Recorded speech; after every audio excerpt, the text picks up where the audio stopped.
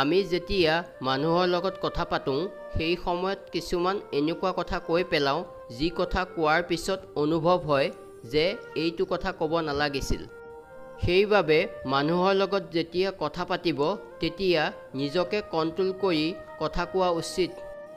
যিসকলে তোমাক ধৰিয়ে লৈছে তুমি বেয়া, তেওঁলোকক প্ৰমাণ দিয়াৰো দৰকাৰ নাই যে তুমি কেনেকুৱা। জীৱনত কিবা শিকক বা নিশিকক, কিন্তু মানুহ চিনিবলৈ ভালকৈ শিকি ল'ব লাগে। কাৰণ মানুহ দেখিবলৈ যেনেকুৱা ভিতৰি তেনেকুৱা নহ'বও পাৰে। আপোনাক কোনোবাই মনত ৰাখিছে বুলি ভাবি ভুল নকৰিব।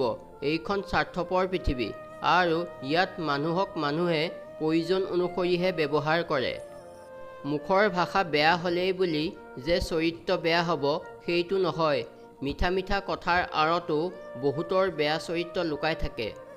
মানুহৰ ধাৰণা, প্ৰাৰ্থনা কৰোঁতে ভাবে ভগৱানে শুনি আছে, পৰনিন্দা কৰোঁতে এইটো পাহৰি যায়। পুণ্য কৰিবৰ সময়ত ভাবে ভগৱানে চাই আছে, পাপ কৰিবৰ সময়ত পাহৰি যায়। দান দিয়াৰ সময়ত ভাবে ভগৱান সকলোতে বিৰাজমান, চুৰ কৰাৰ সময়ত পাহৰি যায়। প্ৰেম কৰিবৰ সময়ত ভাবে বিশ্বাস ভালপোৱাৰ ঈশ্বৰৰ সৃষ্টি, কিন্তু ঘৃণা কৰাৰ সময়ত পাহৰি যায়।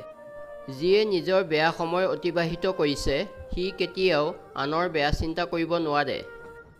প্ৰয়োজন শেষ হোৱাৰ পাছত মানুহে ভগৱানৰ মূৰ্তিটো গছৰ তলত থৈ গুচি আহে। আমিতো তথাপিও মানুহ হয়। ভবা উচিত আমি জীৱশ্ৰেষ্ঠ হয়নে বাৰু?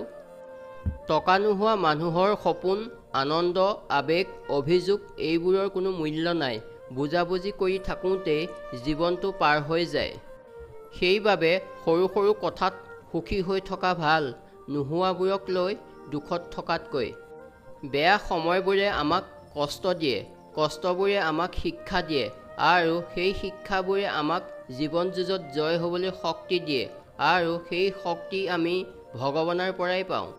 নিজতকৈ বেছি আনক কেতিয়াও প্ৰাধান্য দিব নালাগে, নহ'লে এদিন এনেকুৱা সময় আহিব য'ত নিজস্বতা হেৰাই যাব আৰু চাৰিওফালে অন্ধকাৰ নাইবা মানসিক যন্ত্ৰণাই আৱৰি ধৰিব।